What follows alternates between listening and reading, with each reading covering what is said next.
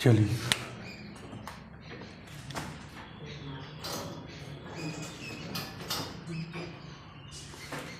जनन है ना,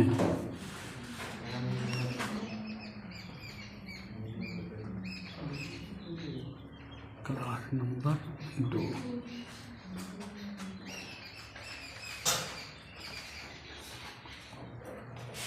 चलिए देखिए, पढ़ाए थे पुनर्जनन अपखंडन है ना, अपखंडन लिखेगा। चौथा था बीजाणु जनन।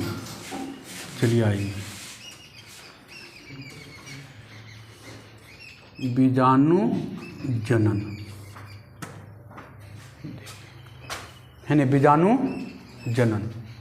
देखिए आइए, बीजाणु जनन। बीजाणु जनन क्या होता है? देखिए, आप देखे होंगे कि कोई फूल होता होगा, फूल पर इतना थैली जैसा को बनल रहता है, थैली रहता है इस टाइप का। देखिए इस टाइप का रहता है और इस टाइप का, और ऐसे करके थैली जैसा बनल रहता होगा। इसमें रहता है छोटा छोटा बीज भरा हुआ है ना, और कितना में देखिएगा ऊपर में रुआ जैसा रहेगा, कांटेदार या अथी जैसा रहता है ना। इसको बोलते हैं स्पोर, स्पोर या बोलते हैं बीजाणु। हाँ, इसको बोलते हैं बीजाणुधानी, बीजाणुधानी। थैली है ना, ये धरता है ना। देखिए अब ये फटेगा हवा से, झोंका से, या कोई आदमी के झोंका से, या कुछ हो से फट जाएगा। फटेगा तो इससे क्या निकलेगा? स्पोर निकलेगा, बीज निकलेगा। वो बीज जहाँ पर घेरेगा तो क्या होगा? पौधा का निर्माण करेगा है ना। उसी को कहते हैं क्या? बीजाणु जनन। लिखिएगा, अलैंगिक जनन की इस विधि में, अलैंगिक जनन की इस विधि में कुछ जीवों में, अलैंगिक जनन की इस विधि में कुछ जीवों में प्रतिकूल परिस्थितियों से बचने के लिए, अलैंगिक जनन की इस विधि में कुछ जीवों में प्रतिकूल परिस्थितियों से बचने के लिए, प्रतिकूल परिस्थितियों से बचने के लिए एक विशेष प्रकार की थैली की संरचना करती है। प्रतिकूल परिस्थितियों से बचने के लिए एक विशेष प्रकार की थैली की संरचना करती है, जिसे बीजाणुधानी कहते हैं। जिसे बीजाणुधानी कहती हैं। लिखे, अलैंगिक जनन की इस विधि में कुछ विशेष, अलैंगिक जनन की इस विधि में कुछ जीवों में प्रतिकूल परिस्थितियों से बचने के लिए एक विशेष प्रकार के थैली जैसी संरचना बनाती है ना, जिसे बीजाणुधानी कहते हैं। इसके भीतर, इसे बीजाणुधानी कहते हैं। इसके भीतर छोटे छोटे, इसके भीतर अनेक छोटे छोटे गोल हल्की संरचना होती है, जिसे बीजाणु या स्पोर कहते हैं। इसके भीतर अनेक छोटे छोटे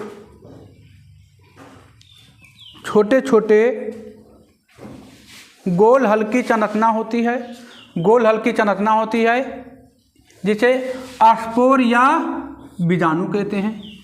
इसे स्पोर या बीजाणु कहते हैं, है ना। स्पोर या बीजाणु कहते हैं, है ना। अब इससे जब पौधा उगेगा उसको बीजाणु जनन कहते हैं, है ना। इसके हवा के झोंका से, फटने से जो बीज से जो पौधा निकलता है उसको क्या कहते हैं? बीजाणु जनन कहते हैं। हो गया, आगे बढ़ें। एग्जाम्पल में लिखिएगा बाबू, एग्जाम्पल लिख लीजिए, थोड़ा सा एग्जाम्पल लिखिएगा। जीवाणु, कवक, म्यूकर। जीवाणु, कवक, म्यूकर इत्यादि। इसी का उदाहरण है बाबू ये, है नहीं, जीवाणु, कवक, म्यूकर इत्यादि, है ना, स्पोर कहते हैं। ठीक है। अब इससे जो बीज बाहर निकलेगा हवा के झोंका से फट के, उसमें क्या उत्पन्न होगा? पौधा। और उसी को क्या, उस घटना को क्या कहते हैं? बीजाणु जनन कहते हैं। अरे बीज से जो जनन होता है, बीज से जो पौधा निकलता है, उसको क्या कहते हैं? बीजाणु जनन कहते हैं। काम खत्म। अब आइए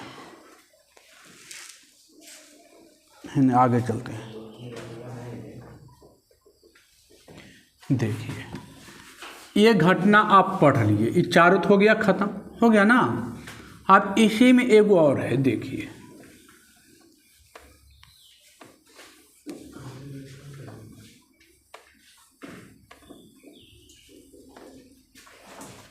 पेड़ पौधे में बाबू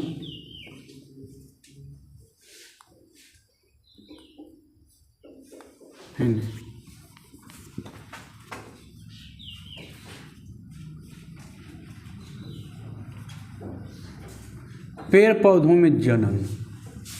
देखिए, पेड़ पौधों में भी जो जनन होता है वो दो प्रकार का होता है। एक होता है अलैंगिक जनन,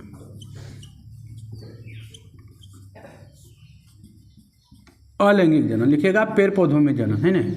पेड़ पौधों में जो जनन होता है वो भी दो प्रकार के होता है। पहला अलैंगिक जनन और दूसरा होता है लैंगिक जनन। लैंगिक जनन, अब देखिए, पेड़ पौधों में जो जनन होता है वो भी कितना प्रकार का होता है? दो प्रकार का। पहला अलैंगिक और दूसरा लैंगिक। अब अलैंगिक जो पौधा रहेगा उसका जनन कहाँ से होगा? तो उसका जनन पत्ती से होता है, दूसरा तना से होगा और तीसरा जड़ से होगा।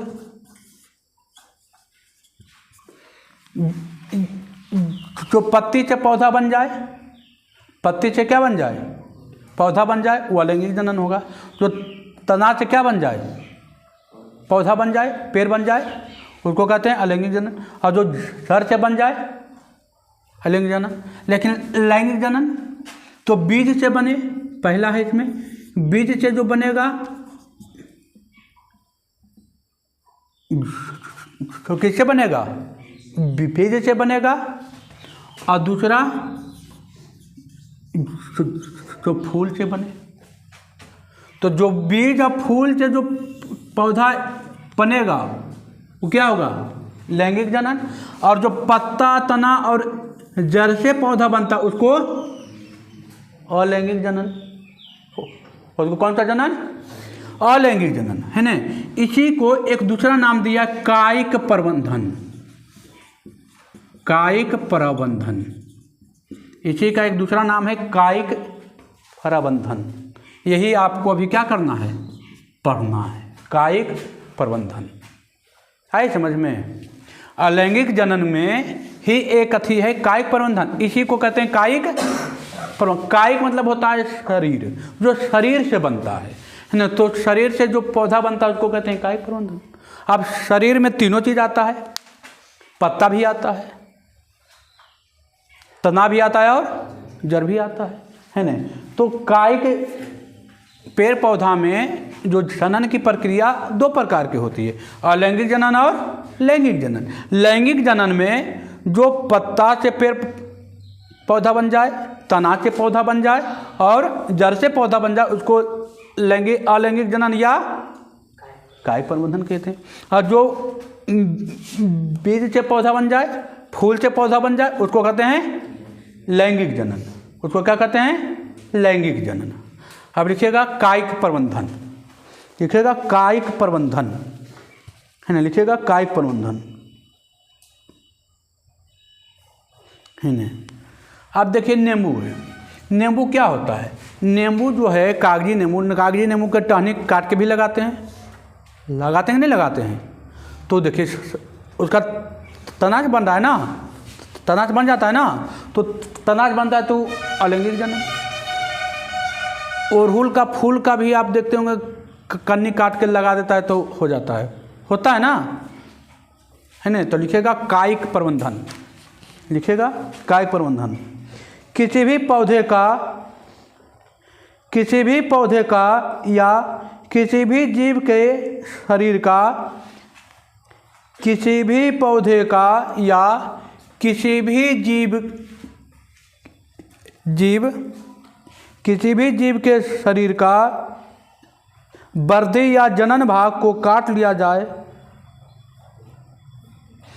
किसी भी पौधे का या किसी भी जीव के शरीर का वर्धी भाग या जनन भाग काट लिया जाए, है ना, वर्धी ऐसे लिखा था, वर्धी, है ना।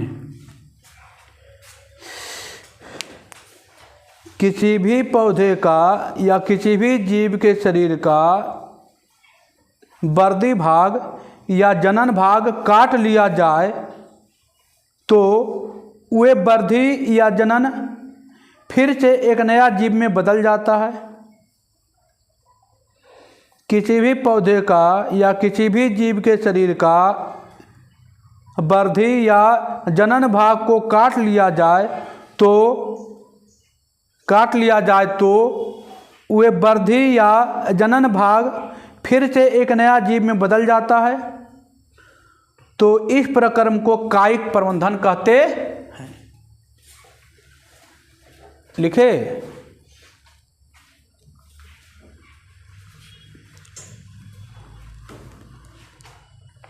किसी भी पौधे का या किसी भी जीव के शरीर का वर्धी या जनन भाग को काट लिया जाए तो वे वर्धी या जनन भाग फिर से एक नए जीव में बदल जाता है। तो इस प्रक्रम को कायिक प्रबंधन कहते हैं।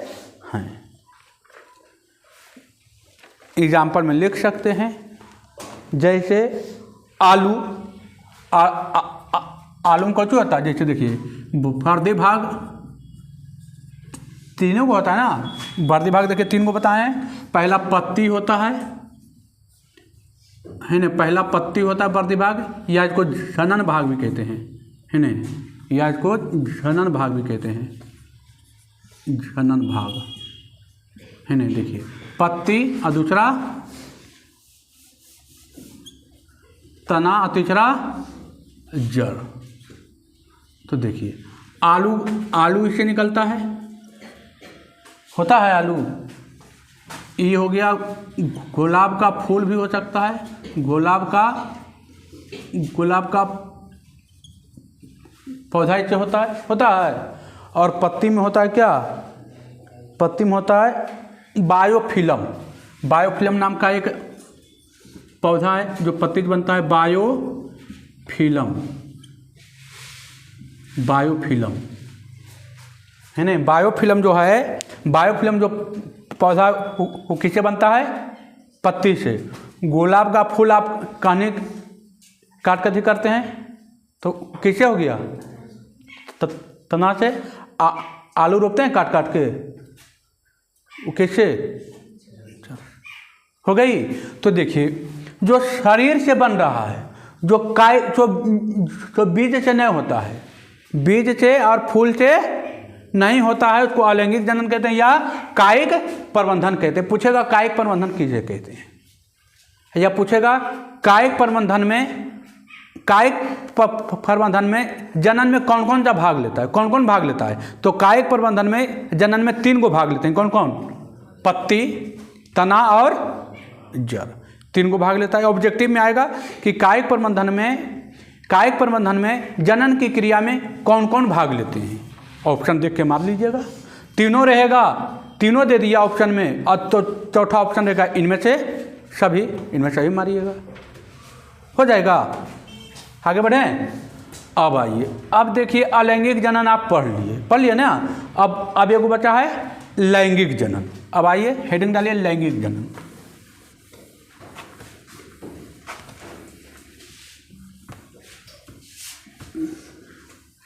लैंगिक जनन, है ना।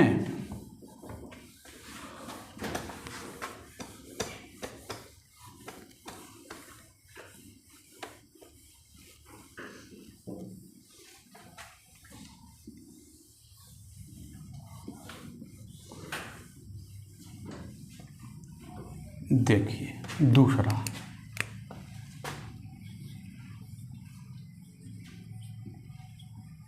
लैंगिक जनन, लैंगिक जनन है ना। आइए,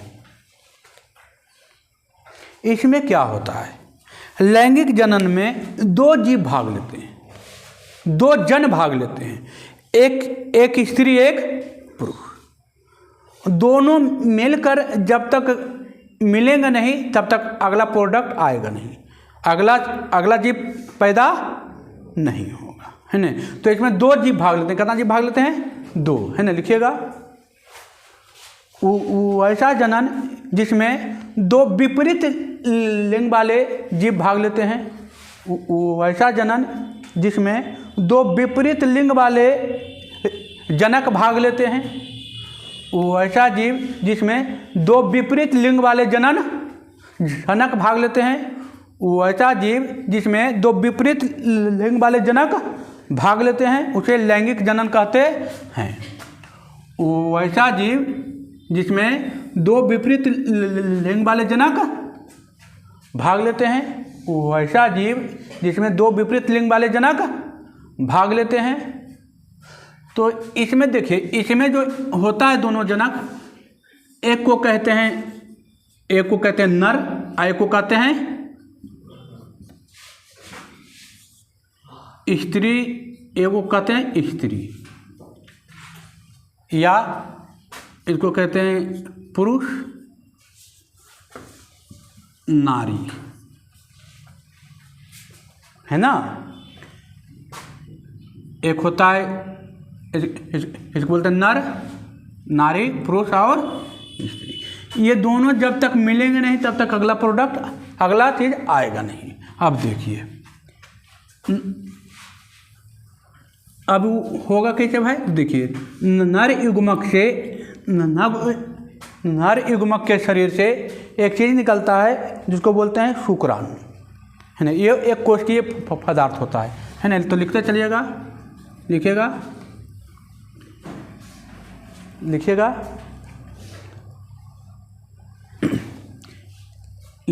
नर युग्मक से एक कोशिकीय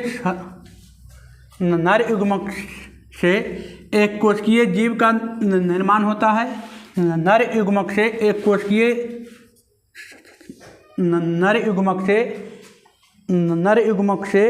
कोशिकीय संरचना का निर्माण होता है, जिसे शुक्राणु कहते हैं, या स्पर्म कहते हैं, या नर युग्मक कहते हैं। नर युग्मक, है ना। नर से एक कोशिकीय संरचना का निर्माण होता है, नर से एक कोशिकीय संरचना का निर्माण होता है, जिसे नर युग्मक कहते हैं, या शुक्राणु कहते हैं, या स्पर्म कहते हैं, है ना। अब आइए इधर,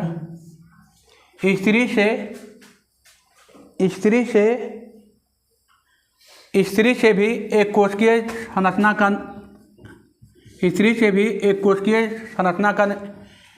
का निर्माण होता है।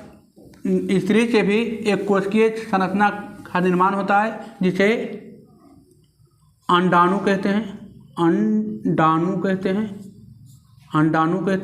ना। अंडाणु कहते हैं, या अंडाणु कहते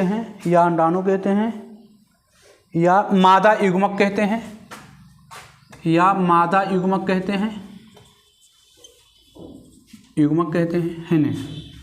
देखिए, पूछेगा क्या पूछेगा कि नर युग्मक और मादा युग्मक में अंतर बताएं। ये क्वेश्चन आया हुआ एग्जाम में कि नर युग्मक और मादा युग्मक में क्या बताएं? अंतर। तो अंतर हम यहीं पर लिख देते हैं, लिखिएगा। अंतर हम यहीं पर बता देते हैं, है ना। अंतर हम यहीं पर बता देते हैं, लिखिएगा अंतर। पहला अंतर लिखिएगा, ये मादा युग्मक से छोटा होता है, ये मादा युग्मक से छोटा होता है, ये मादा युग्मक से, या ऐसे लिखेगा ये अंडाणु से छोटा होता है, ये भी ऐसे लिख सकते हैं, ये अंडाणु से छोटा होता है, ये अंडाणु से छोटा होता है, ये अंडाणु से छोटा होता है। ये कैसा होता है बाबू? छोटा होता है नहीं? ये लिखिएगा ये शुक्राणु से बड़ा होता है नहीं?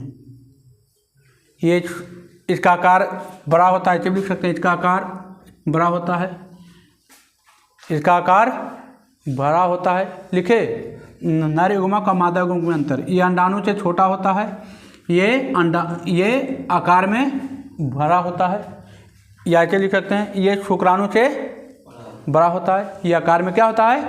बड़ा होता है। अगला पॉइंट लिखिएगा, ये छलता है, ये छलता है, ये क्या होता है? छलता है, ये चलता है, और ये अस्थिर रहता है,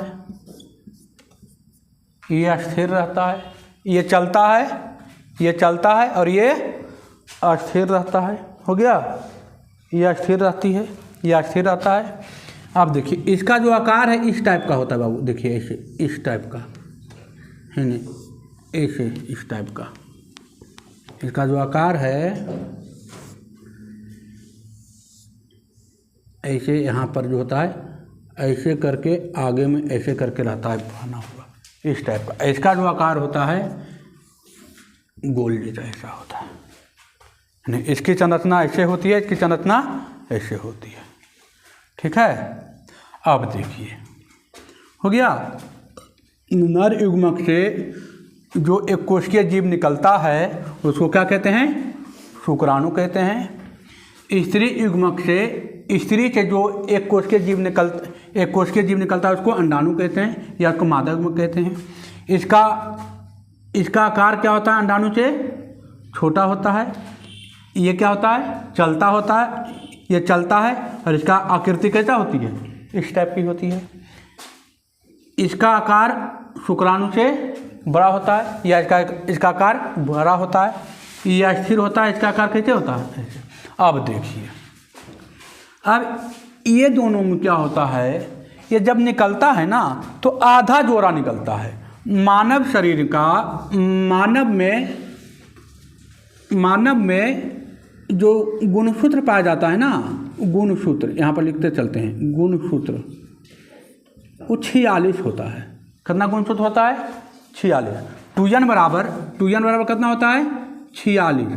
तो n का मान कितना आया? 23। कितना आ गया? 23। तो देखिए आधा है ना, 46 का आधा हो गया ना, तो इसमें होता है समसूत्री विभाजन। क्या होता है? समसूत्री विभाजन। समसूत्री विभाजन। 23 जोड़ा इसका रहेगा, मैंने 23 को इसका रहेगा, 23 को इसका रहेगा। 23 माता पिता से 23 को आएगा, 23 को आएगा पिता से, और 23 को आएगी माता से। माता भी यही है, इसमें भी कितना रहता है? गुणसूत्र की संख्या कितना रहेगा? 46 ही रहेगा, है नहीं? पुरुष या माता का गुणसूत्र कितना होता है? 46 होता है। 46 में इसे भी कितना आएगा? 23। यहाँ भी होता है समसूत्री विभाजन, और यहाँ भी होता है समसूत्री विभाजन। अब क्या होगा? देखिए नर युग्मक और हो गया मादा युग्मक, ये दोनों आपस में मिलेगा। ये दोनों आपस में क्या होता है? मिलता है। नर युग्मक और मादा युग्मक आपस में मिलता है। तो जब मिलता है तो क्या बनाता है? जाइगोट है ना? पहला महीना जो होता है जाइगोट बनता है। जाइगोट मतलब एक रेशा की जैसा केवल आकृति रहती है ना? अब देखिए यहाँ से कितना गुणसूत्र आएगा? 23 गुण। इसके कितना पास आएगा? टोटल होता है कितना? 46, लेकिन इसके पास कितना आएगा? 23। इसका भी टोटल कितना होता है? 46। तो कितना आएगा 23, E23 और E23 दोनों मिलेगा कितना हो गया 46, हो गया ना 46। लेकिन पूरा पूरी नहीं आता है, थोड़ा सा कम आता है, 22 गो आता है, 1 गुण आता है आपका वातावरण से, लेकिन ठीक है। अब देखिए, अब 23 गो आया इससे, 23 गो आया इससे, हो गया 46। अब 46 हो गया तो आधा भी आया ना। तो जब अब पूछेगा कि नर युग्मक और मादा नर युग्मक में कौन सा थी होता है, कौन सा सूत्री होता है, तो समसूत्री। कौन सा सूत्री है, समसूत्री विभाजन होता है। कौन सूत्री विभाजन होता है, समसूत्री। समसूत्री मतलब यहाँ से निकलेगा आधा, यहाँ निकलेगा आधा, यहाँ हो जाएगा क्या हो गया पूरा, हो गया पूरा। 23 गो इससे और 23 गो इससे। अब यही क्या होगा, यही जाइगोट। अच्छा, ये दोनों आपस में मिलता है तो इस घटना को कहते हैं, ये घटना को कहते हैं आपका संग युग्मक, संग युग्मक, संग युग्मक है ना। इस घटना को कहते हैं संग युग्मक, संग युग्मक, ठीक है। अब ये कुछ दिन और बीतेगा तो और संग युग्मक कहते हैं, और इसके मिलने, इसके होने की क्रिया को कहते हैं निषेचन। इसको क्या कहते हैं, निषेचन। इसको होने की क्रिया को क्या कहते हैं, निषेचन, ठीक है। सग युग्मन, सग युग्मन होता है, ठीक है। अब ये होगा, ये दोनों जब आपस में फुरेगा तो एक दो दिन में कुछ क्रिया होती है, उसको कहते हैं निषेचन। उसको क्या कहते हैं, निषेचन। यही निषेचन आगे, यही निषेचन से खोची तैयार होता है जाइगोट। और जाइगोट आगे चल के क्या करेगा, वृद्धि करेगा, विकास करेगा। तो वृद्धि विकास करेगा तो खोची बनेगा भ्रूण। अब भ्रूण फिर आगे चल के क्या करेगा, वृद्धि विकास करेगा तो खोची बनेगा संतान। ये भ्रूण जब हो जाएगा तैयार तो पता चल जाता है कि लड़का होगा कि लड़की, भ्रूण में ही पता चल जाएगा, है ना। समझे, ये भ्रूण जब होगा तो इसका वृद्धि होगा, विकास होगा, हाथ गोर बनेगा, है ना, विभाजन होगा यहाँ पर, तो कौन बनेगा फिर संतान, और फिर वापस आएगा पृथ्वी पर। क्या कोई दिक्कत है ना। ये भी यहाँ पर जो रहता है, ये भी अभी एक कोशिकीय ही रहता है ना। पूछेगा कि जाइगोट एक कोशिकीय होता है कि बहुकोशिकीय, तो ये एक कोशिकीय होता है। क्या होता है, एक कोशिकीय होता है ना। ये भी एक कोशिकीय होता है, लेकिन यहाँ पर आने के बाद बदल जाता है बहुकोशिकीय। यहाँ पर क्या होगा इसका, तो वृद्धि और विकास, वृद्धि होगा, वृद्धि विकास और विभाजन की प्रक्रिया होती है। वृद्धि विकास और विभाजन की प्रक्रिया होती है। लिखे, वृद्धि विकास और विभाजन की प्रक्रिया होती है। फिर भ्रूण थोड़ा सा और विकास करेगा, है ना। यहाँ भी केवल क्या होगा, केवल होगा विकास। भ्रूण के बाद भ्रूण में ही आपका हाथ गोर बनना क्या हो जाता है, चालू हो जाता है। सब कुछ यहाँ पर बनने के लिए थोड़ा थोड़ा तैयार होता है। वही आगे चल के बीतेगा तो क्या होगा, उच्चे का विकास होगा और खोचे बन जाएगा संतान। कोई दिक्कत है नहीं। अब यहाँ पर पूछेगा कि नर युग्मक में और मादा युग्मक में कौन सा विभाजन होता है, समसूत्री विभाजन। नर युग्मक से कितना निकलता है, 23 जोड़ा, और मादा युग्मक से कितना निकलता है, 23 जोड़ा निकलता है, और दोनों मिलके कितना बन जाता है, 46 बनता है ना। 23 इसका, 23 इसका। अब देखिए, यहाँ पर ये क्वेश्चन पूछेगा कि नर युग्मक और मादा युग्मक में कौन सी बताइए अंतर। तो अंतर तो हम बताइए दिए, 3 गो अंतर लिख दिए ना। ये अंडाणु से छोटा होता है, ये चलता है, और ये इसका आकृति ऐसा होता है, इसका आकार बड़ा होता है, ये स्थिर होता है, और ये इसका आकार इस टाइप का होता है ना। चलिए हो गया।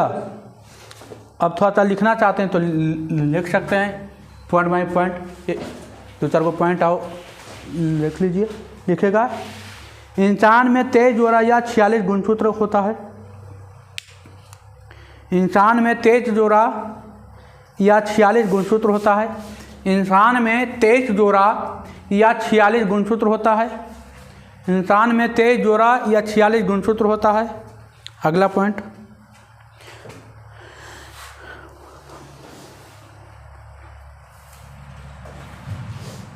देखिए, इंसान में 23 जोड़ा या 46 गुणसूत्र होता है। अगला पॉइंट, मादा युग्मक में जो निकलता है उसे मादा युग्मक, मादा में जो युग्मक निकलता है, मादा में जो युग्मक निकलता है उसे मादा युग्मक या ओभम या अंडाणु कहते हैं।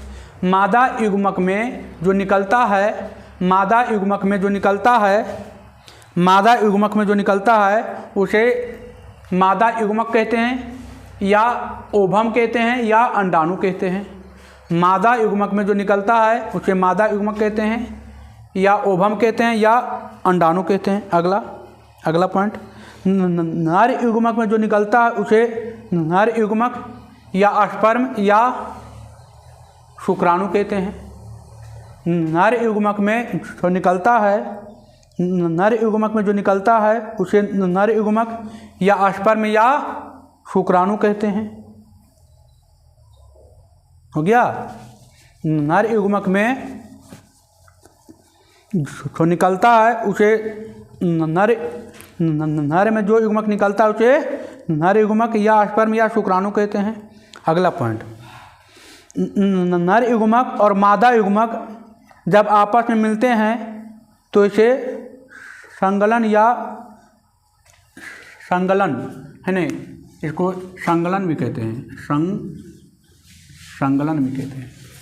लिखे, नर युग्मक और मादा युग्मक जब आपस में मिलते हैं तो इसे संगलन या संयुग्मन कहते हैं।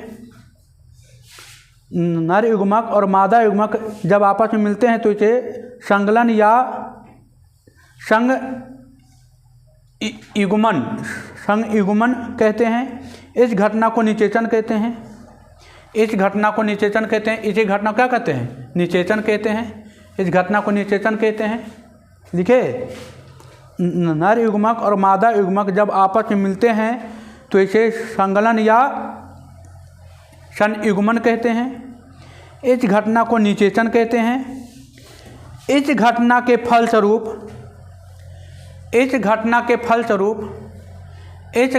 फलस्वरूप जो एक कोशिकीय जीव, जो एक कोशिकीय बनता है उसे जाइगोट कहते हैं।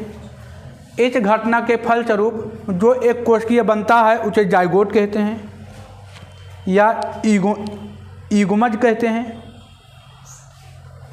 या उसे युग्मज कहते हैं। लिखे, नर युग्मक और मादा युग्मक जब आपस में मिलते हैं तो उसे संगलन या संयुग्मन कहते हैं। इस घटना को निषेचन कहते हैं। इस घटना को निषेचन कहते हैं। हो गया। इस घटना को निषेचन कहते हैं। इस घटना के फलस्वरूप एक कोशिकीय, इस घटना के फलस्वरूप जो एक कोशिकीय बनता है उसे जाइगोट कहते हैं। उसे जाइगोट कहते हैं। उसे जाइगोट कहते हैं या युग्मज कहते हैं, या इसे युग्मज भी कहते हैं बाबू। युग्मज भी कहते हैं। युग्मज कहते हैं। हो गया। युग्मज कहते हैं। आगे चलकर ये वृद्धि और विकास और विभाजन की प्रक्रिया होती है जिसे भ्रूण कहते हैं। और आगे चलकर ये वृद्धि विकास और विभाजन की प्रक्रिया होती है जो भ्रूण कहलाता है। लिखे, जो आगे चलकर वृद्धि विकास और विभाजन की प्रक्रिया होता है जिसे क्या कहते हैं? भ्रूण कहते हैं। अब भ्रूण विकास करता है तो क्या बनता है? संतान बनता है। यही तो लिखना है।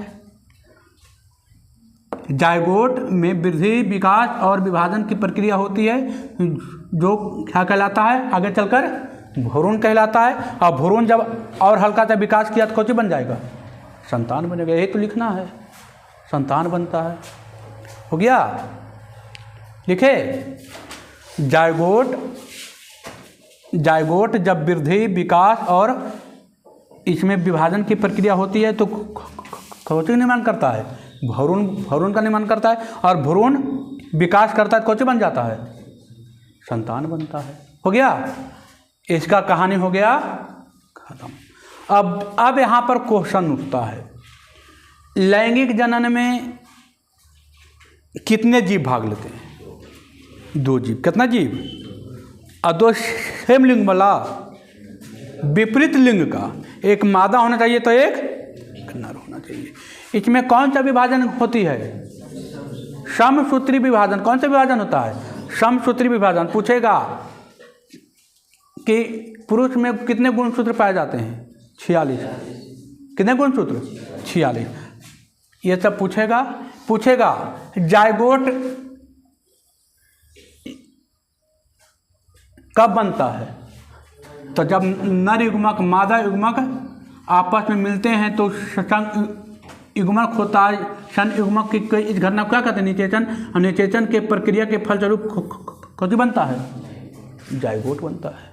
तो लिखाइए चुके हैं जायगोट बनता है नहीं। अब देखिए, अब ये हो गया। अब पूछेगा इसका लैंगिक जनन का गुण। कौन पूछेगा, लैंगिक जनन का गुण। एक ये तो जरूर पूछेगा, नर युग्मक और मादा युग्मक में अंतर, बहुत बार पूछता है ये, है ना। अब लिखिएगा लैंगिक जनन के गुण, लिखिएगा लैंगिक जनन के गुण, लिखिएगा बाबू लैंगिक जनन के गुण।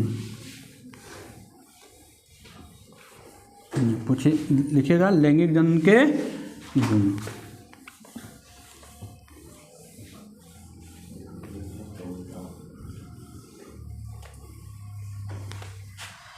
लैंगिक जनन के गुण। अब आ जाइए पहला पॉइंट, लैंगिक जनन के गुण में लिखिएगा पहला पॉइंट। इसमें 2 विपरीत जनक भाग लेते हैं। इसमें दो विपरीत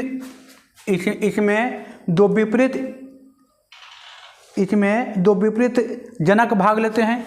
इसमें दो विपरीत जनक भाग लेते हैं। अगला पॉइंट, इसमें 2 विपरीत जनक भाग लेते हैं। अगला पॉइंट, ये अलैंगिक जनन की तुलना में जटिल होता है। ये अलैंगिक जनन की तुलना में जटिल होता है। लिखिए, ये अलैंगिक जनन की तुलना में जटिल होता है। लिखिए अगला पॉइंट, ये ज़्यादा समय लेने वाला होता है। ये ज़्यादा समय लेने वाला होता है। लिखिए, ये ज़्यादा समय लेने वाला होता है। अगला, ये अलैंगिक जनन की तुलना में ये अलैंगिक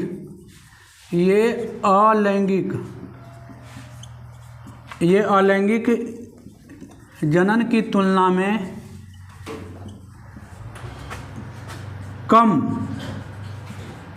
कम संतान पैदा करता है।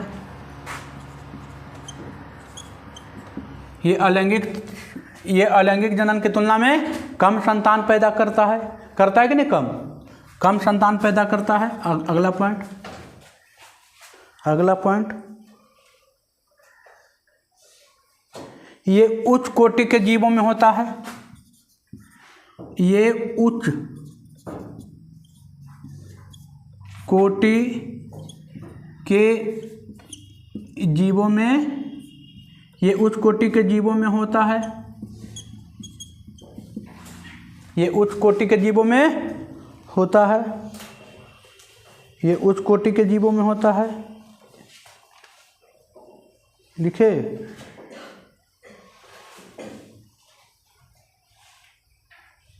इसमें युग्मक का निर्माण होता है। इसमें युग्मक का निर्माण होता है, निर्माण होता है। इसमें युग्मक का निर्माण, इसमें युग्मक का निर्माण होता है। अगला, इसमें युग्मक का निर्माण होता है। अगला, इसमें निषेचन की क्रिया होती है। इसमें निषेचन, इसमें निषेचन की क्रिया होती है। अभी बताए थे निषेचन की क्रिया होती है। अगला, इसमें जायगोट का निर्माण होता है। इसमें जायगोट का निर्माण होता है। इसमें जायगोट का निर्माण होता है। हो गया, इसमें जायगोट का निर्माण होता है। चलिए,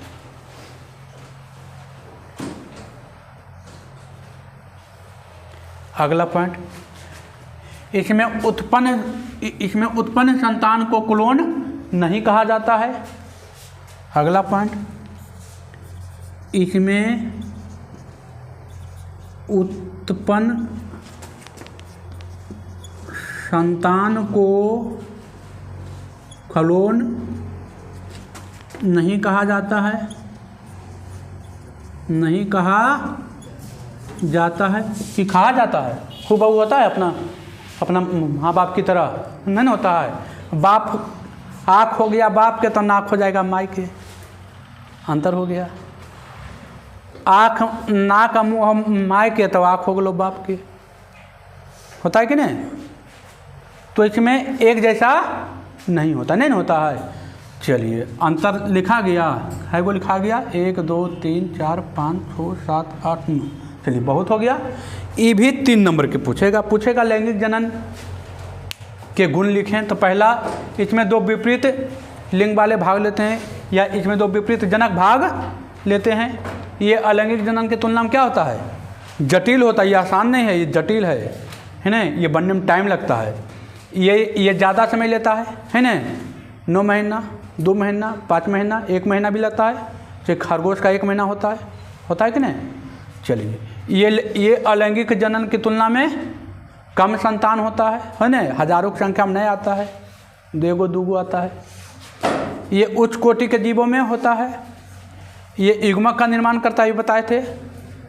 ये इसमें निषेचन की क्रिया होती है। इसमें जायगोट का निर्माण होता है। इसमें उत्पन्न संतान को क्लोन नहीं कहा जाता। हो गया, इसमें उत्पन्न संतान को क्लोन नहीं कहा जाता है। अब चलते हैं, आइए।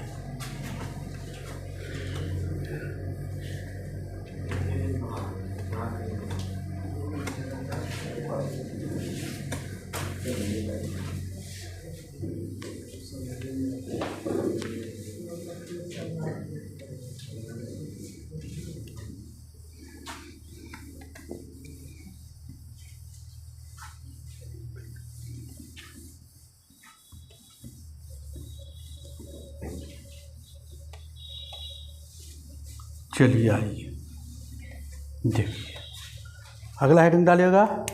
लिंग के आधार पर लिखिएगा। लिंग के आधार पर, लिंग के आधार पर जीवों को 2 वर्गों में बांटा गया है। लिंग के आधार पर जीवों को 2 वर्गों में बांटा गया है। 2 वर्गों में बांटा गया है बाबू, है ना। 2 वर्गों में बांटा गया है, ठीक है। लिंग के आधार पर जीवों को कितने वर्गों में बांटा गया है, 2 वर्गों में बाबू। लिंग के आधार पर, किसके आधार पर, लिंग के आधार पर। तो देखिए, एक होता है एक लिंगी जीव, एक लिंगी जीव। और दूसरा होता है द्विलिंगी जीव। द्विलिंगी या इसको बोलते हैं उभयलिंगी। उभयलिंगी एक लिंगी जीव या द्विलिंगी या उभयलिंगी जीव। एक लिंगी जीव मतलब जिसमें केवल एक ही लिंग पाया जाए। जैसे पुरुष में एक लिंग है और एक लिंग कहाँ है, एक लिंग मादा में, तो मादा भी एक लिंग हो गया और पुरुष भी एक लिंग हो गया ना। जिसमें केवल कितना लिंग पाया जाए, एक लिंग पाया जाए उसको एक लिंगी जीव। और जिसमें दोनों लिंग साथ साथ पाया जाए, दोनों लिंग एक ही में पाया जाए, उसको कहते हैं द्विलिंगी या उभयलिंगी, है ना। जिसमें नर भी एक में रहे और पुरुष भी एक में रहे, उसको बोलेंगे द्विलिंगी। तो पहला हेडिंग डालेगा एक लिंगी जीव, है ना। एक लिंगी जीव लिखिएगा, एक लिंगी जीव वैसा जीव जिसमें केवल एक जनन अंग पाया जाता है। वैसा जीव जिसमें केवल एक जनन अंग पाया जाता है। वैसा जीव जिसमें केवल एक जनन अंग पाया जाता है उसे एक लिंगी जीव कहते हैं बाबू।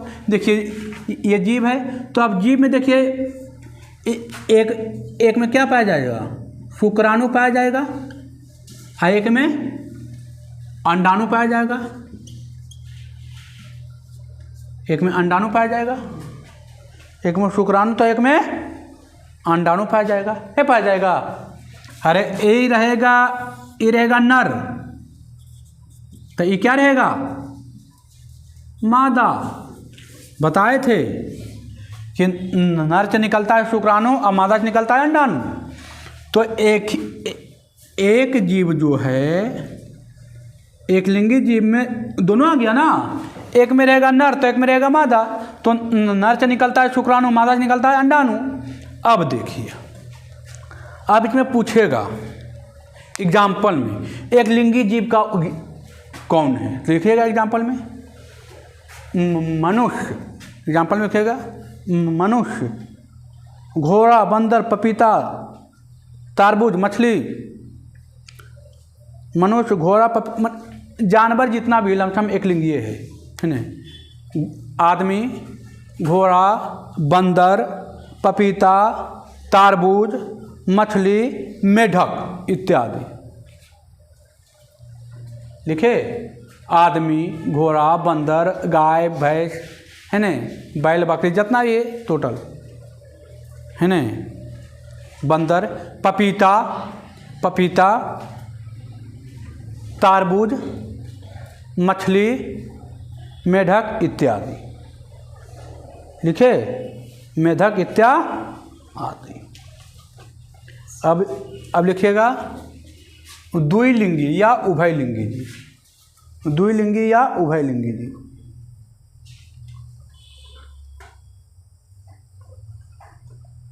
द्विलिंगी या उभयलिंगी जीव लिखिएगा वैसा जीव जिसमें, द्विलिंगी या उभयलिंगी जीव वैसा जीव जिसमें नर जनन अंग, वैसा जीव जिसमें नर जनन अंग और मादा जनन अंग, वैसा जीव जिसमें नर जनन अंग और मादा जनन अंग दोनों पाया जाता है। वैसा जीव जिसमें नर जनन अंग और मादा जनन अंग दोनों पाया जाता है उसे द्विलिंगी जीव कहते हैं। जैसे केचुआ, जैसे लिखिएगा केचुआ, एग्जाम्पल में लिखिएगा केचुआ, गुड़हल है ना, गुड़हल, इसको आप कहते हैं गुल्लर है ना, गुड़हल, सरसों, हाइड्रा, केचुआ, गुड़हल, सरसों, हाइड्रा, खेरमी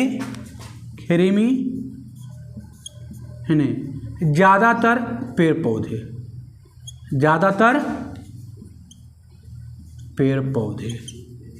पौधा इत्यादि है ना, ज़्यादातर पेड़ पौधा इत्यादि। वैसा जीव जिसमें नर जनन अंग और मादा जनन अंग है न दोनों पाया जाता है, उसे द्विलिंगी जीव कहते हैं। जैसे केचुआ, गुड़हल, सरसों, हाइड्रा, कृमि, ज़्यादातर पेड़ पौधे है ना, पेड़ पौधे में ज़्यादातर यही सब होता है। अब देखिए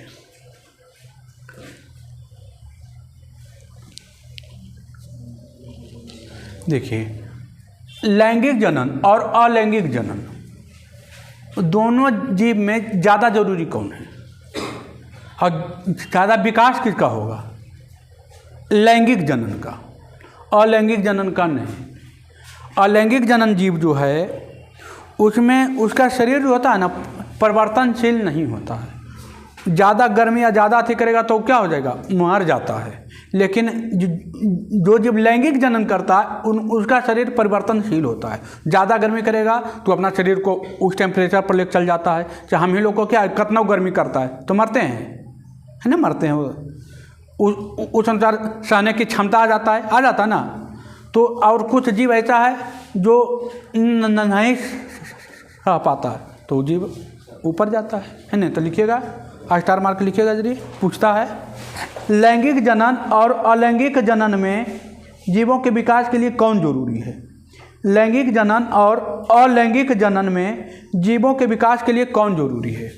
लैंगिक जनन और अलैंगिक जनन में जीवों के विकास के लिए कौन जरूरी है? लैंगिक जनन और अलैंगिक जनन में जीवों के विकास के लिए कौन जरूरी है? लिखिएगा, एरो देख लिखिएगा आंसर। लैंगिक जनन से उत्पन्न जीव, लैंगिक जनन और अलैंगिक जनन में जीवों के विकास के लिए कौन जरूरी है? लिखिएगा, लैंगिक जनन से उत्पन्न जीव, लैंगिक जनन से उत्पन्न जीव, लैंगिक जनन से उत्पन्न जीव अपने शरीर में बदलाव लाने की क्षमता रखता है। लैंगिक जनन से उत्पन्न जीव अपने शरीर में बदलाव लाने की क्षमता रखता है। लैंगिक जनन से उत्पन्न जीव अपने शरीर में बदलाव लाने की क्षमता रखता है।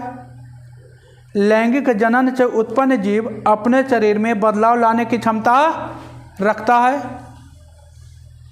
उनके अंदर विभिन्नता पाई जाती है। लैंगिक जनन से उत्पन्न जीव अपने शरीर में बदलाव लाने की क्षमता रखता है। इनके अंदर विभिन्नता पाई जाती है, इनके अंदर विभिन्नता पाई जाती है। इसलिए ये कठिन परिस्थितियों में अपने शरीर को बदल लेते हैं। इसलिए ये कठिन परिस्थितियों में अपने शरीर को बदल लेते हैं। इसलिए ये कठिन परिस्थितियों में अपने शरीर को बदल लेते हैं।